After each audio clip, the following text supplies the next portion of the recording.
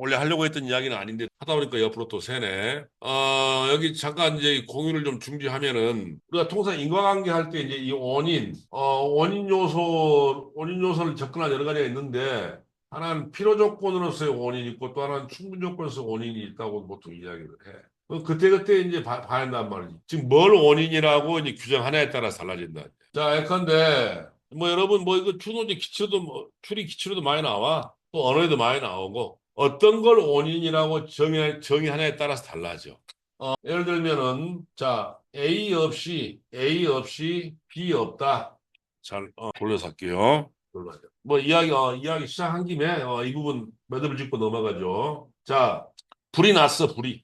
그리고 또 이제 이 부분은 또 여러분 여기 그다음 이 두 번째 2번에 나와 있는 여러분 거기 이제 그 자료 나와 있어. 2번 텍스트에 보게 되면은 갑과 을 간에 이제 논쟁이 있는데 이렇게 이야기하고 있지. 갑이 다른 사람에게 해를 끼칠 경우에만 그 행위를 규제해야 한다. 전형적인 표조건적인 표현인 거거든. 즉 이제 규제하기 위해서는 그 행위가 다른 사람에게 해를 끼쳐야 된다. 해를 끼칠 게 필요하다. 또 해를 끼치지 않는다라면은 규제할 필요 없다. 즉 해를 끼칠 경우에만 규제해야 한다. 그런 경우야말로 이제 전형적인 표조건 요소야. 근데 이제 그걸 우리가 이제 인과관계와 결부지어서 좀 이제 보려고 하는 건데, 자, 여러분 먼저 논리책이 많이 나오는 전형적인데, 자, 불이나 화재가 난단 말이야, 화재. 아무개가 이 K라는 놈이 여타여타해서 온갖 그 불평불만이 많은 친구가 있어요. 그래서 이 친구가 이 대법원 사법부가 엉망이다. 그래서 내가 대법원 청사를 가서 불을 내야지. 라고 가서 이제 휘발유를 가져갔고 거기다가 라이터 불을 당겨서 불을 놓았어. 불을 놓아가지고 이제 불이 번져가지고 해서 불이야라는 결과가 발생했단 말이지. 불이라는 결과가 발생. 자, 그럴 때 우리는 이제 그자의 방화 행위 없이 이 화재가 없었다라면 방화 행위가 없었다라면은 불이 나지 않았을 거다라고 이야기를 하잖아. 그죠? 그런데 우리는 실제 이제 이 불이 나기 위해서는 반드시 산소가 필요해. 즉, 불이라는 결과가 발생하기 위해서는 크게 세 가지 정도의 원인이 필요하다. 세 가지 중에 어떤 것도 없어서는 안 돼. 그 중에 하나가 방화 행위야. 라고 한다라면은 K가 불을 놓았던 그 행위가 없었더라면은 법원 청사에 불이 안 났지. 자, 그때 이 원인은 뭐죠? 그때 이 방화 행위는 이 결과 발생의 원인이지만은 이거 하나를 쭉 뽑게 되면 얘는 이제 필요 조건이야. 즉 방화 요소가 있기만 하면은 불이 난다라고 하게 되면 이제 그건 충분 조건인 것인데 방화 행위가 있다고 해서 언제나 불이 난 것은 아니란 말이지. 1번이나 3번 요소가 없게 되면 그 불이 나지 않아. 자, 그런데 이제 우리는 또 어떤 걸 원인이라고 이야기하게 되면 1, 2, 3이 모두 갖추어져야지 불이 나요. 라는 방식으로 원인을 이야기한다 그러면은 그때는 충분 조건으로서의 원인이라고 맥락상 살펴본단 말이지. 즉 맥락에 따라 달라. 뭐, 이제 이걸 여러분들, 뭐, 성립요건, 민법 750조의 불법행위. 여러분 뭐, 이제 추리논쟁 기출에, 주도 그 나와, 담배 소송에서 인과관계. 750조 기출, 750조의, 손해배상이 성립하려 그러면은 여러 가지 요소가 있어. 여러 가지 요소가. 아무개의 뭐, 가해 행위가 있어야 되고, 그 행위로 해서 손해가 발생해야 되고 그 둘 간의 인과관계가 인정이 돼야 되고 즉 가해 행위 그다음에 손해가 발생해야 돼. 뭐 이러고 저러한 몇 가지 요소가 있어야 돼. 그랬을 때 이제 손해배상 책임을 져라. 즉 불법행위 책임이 인정이 된다라고 한단 말이에요. 그때 여러분들은 이제 벌써 불법행위가 성립하기 위해서 1, 2, 3, 4, 5 다섯 가지 요건이 필요하다. 그때 얘를 우리 성립 요건이라고도 봐. 그런데 이걸 우리가 이제 필요와 충분 조건으로 이제 볼 때는 자, 어때요? 인과관계가 인정되지 않으면 불법의 책임이 성립하나 안 하나? 성립하지 않잖아. 그때 얘는 이제 필요 조건인 거야. 근데 인과관계만 긍정이 되면은 얘가 성립이 되나? 그건 아니잖아, 그게. 자, 이제 우리가 마저 살펴볼 두 번째 요소에 대해서 마저 이야기를 할게요. 두 번째 요소에서 아마 갑이 이야기했을 거야. 타인에게 해를 끼칠 경우에만 규제해야 한다라고 이야기를 해.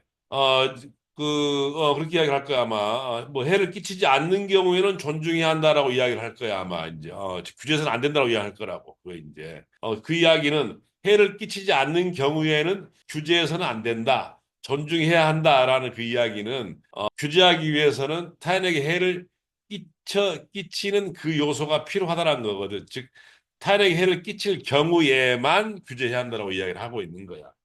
그래서 이제 그 경우는 해를 끼친다는 요소가, 자, 뭐뭐일 경우에만, 즉, 우린 이 경우에 이 3번 놓고 보자. 1, 3, 4, 5 중에서 아무런 관계없어. 1, 3, 4, 5 중에서 3번 요소가 성립될 경우에만, 인정될 경우에만 얘가 성립한다니까 또 3번 요소가 성립하지 않으면 얘는 성립하지 않아.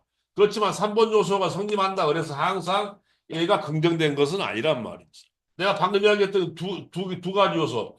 인과관계 긍정 없이는 손배 책임 없다. 또 인과관계가 인정될 경우에만 손배 책임이 인정된다. 불법의 책임이 인정된다.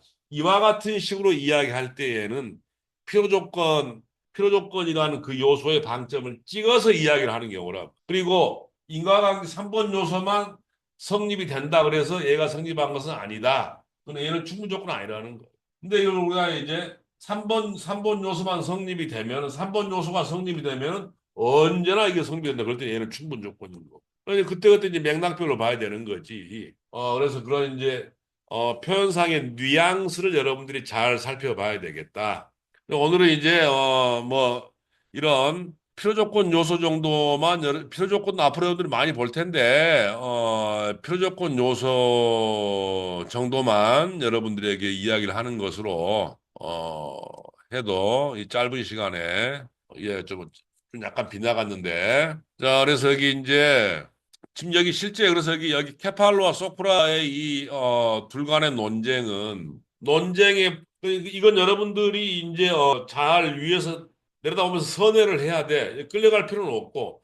케팔로와 소크라는, 기본적으로 케팔로는 처음에 불행의 원인이 뭐냐로 이야기했다가, 나중에는, 뭐라 그러죠? 불행이란 이야기는 하지 않고 이제 노년을 수월하게 보내는 거, 수월이라는 용어를 쓰고 있어. 그리고 소크라도 이제, 소크라테스부터는 또 수월한다라 수월하게 지낸다는 이야기를 쓰고 있고. 자, 그런데 여기서 이제 그런 면에서 이제 그렇게만 놓고 보게 되면은 케팔로와 소크라는 지금 논쟁에 서로 대화의 타겟이 하나는 불행에 대해서 말하고 있는데 하나는 수월하게 보내는 것에 대해서. 이 수월하게 보내는 것이 부정과 모순 관계에 있는 컨셉이다. 부정과 서로, 아니, 불행과 완전히 부정 관계에 있는 또 완전 모순 관계에 있는 그런 컨셉이라고 한다면은 불행에 대해서 수월로 이야기를 해도 불가능한 타겟에서 엇나가는 것은 아니야. 그건 같은 거야. 그런데 이제 우리가 그걸 그렇게 볼 단정할 아무런 자료가 없잖아. 그래서 이제 불행하지 않게라고 하면은 정확할 때, 우리가 불행하지 않게 지내는 것은이라고 소크라가 이야기했다면 우리는 이제 별 문제 없을 텐데 일단 표현상 얘는 불행이고 여기서 이제 이양 봤으니까 우리가 이제 남의 논쟁에 우리가 시비를 걸라 그러면 정확하게 한번 걸어보자는 이야기예요.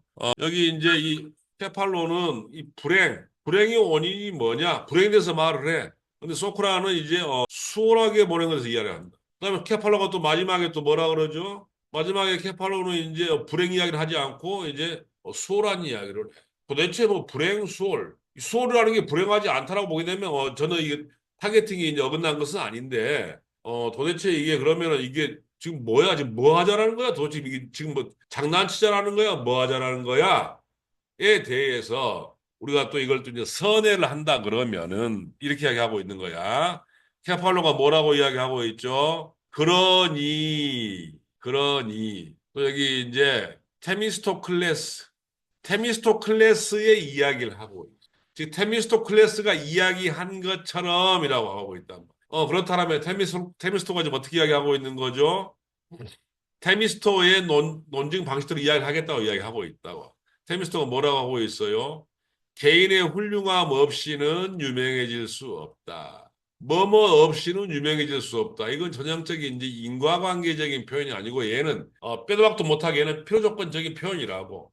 즉 유명해지기 위해서는 반드시 훌륭해야 한다라는 거야. 또 훌륭하지 않고서는 유명해질 수 없고 훌륭할 때만 유명해진다는 거거든. 또 이제 훌륭하다라면은 반드시 늘 유명해진다라는 쪽으로 가게 되면 충분 조건인 것이고 그쪽으로는 우리가 이제 이야기를 안 하고 얘는 표적권을 말하고 있단 말이지. 그래서 이제 그걸 그대로 가져와서 뭐라고 이야기하고 있죠? 생활 방식이 그걸 가지고 얘는 이제 다시 케팔로는 이제 생활 방식을 말해. 생활 방식.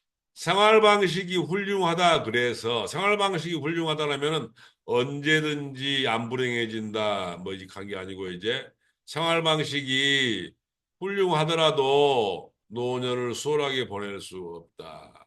또 이제 그렇지만은 생활 방식이 훌륭하지 못하다라면은 즉 생활 방식이 훌륭하지 못하다라면은 수월하게 보낼 수 없다. 그래서 이제 얘는 여기서는 지금 이제 이 생활 방식이 노년을 수월하게 보내기 위한 필요 조건으로 쓰고 있다고 케팔로가 처음 시작할 때는 생활 방식이 불행의 원인, 생활 방식과 불행 간의 인과관계처럼 이야기를 했다가 들어갔다가 여기 마지막에서는 인과 요소가 아니고 이제 표적권으로 이야기하고 있는 그 주소지가 생활 방식이 노년을 수월하게 보내기 위한 표적권이다. 생활 방식이 훌륭하지 못하고서는 수월하게 보낼 수 없다라고 이야기해요. 그렇게 우리가 이제 추정할 수 있는 나름대로 이제 그러니까 원래 이 텍스트를 엄밀하게 이제 제시하고 우리가 되는데 늘 가독성이 좋고 논증을 쌈박하고 스마트하게 하는 그런 텍스트를 만나면은 독자들이 고민할 일이 하나도 없어. 그런데 이런 경우 이렇게 이제 개떡처럼 돼 있는 경우는 어찌가 된다? 7살짜리 애들의 말을 찰떡같이 알아듣는 것처럼 우리가 이제 선해야 돼, 선해. 그래서 그래, 케팔로 네가 말한 걸로 보니까 네가 지금 테미스토 이야기를 끌고 와서 테미스토가 이야기한 것처럼이라고 이야기하면서 테미스토는 훌륭함이 없이는 유명해질 수 없다라고 이야기했던 것처럼 생활 방식이 훌륭하지 못하다라면 생활 방식이 좋지 못하다라면은 수월하게 보낼 수 없다라고 이야기하고 있는 거지. 네가 그래서 너는 지금 생활 방식이 수월하게 보내기 위한 표적권을 말하고 있는 것이지 라고 7살짜리 디하듯이 우리는 다루어주면 그게 드라이하게 오버하지 않으면서 논리적으로 봐주는 커뮤니케이션이 되겠다. 이와 같은 방식으로 논증을 엉터리로 이제 하게 되면은 짜증이 나지 기본적으로 그죠? 여러분들이 일단 이제 가독수 높고 스마트한 논증을 가지고서 일단 공부를 하는 거고 이렇게 뼈대를 세워야지 이렇게 이제 전개되는 것들도 여러분들이 차례 열중시켜 정돈시켜가면서 여러분들이 이걸 볼 수 있는 거예요. 자, 오늘 여기까지 할게요. 여러분 수고 많으셨어요.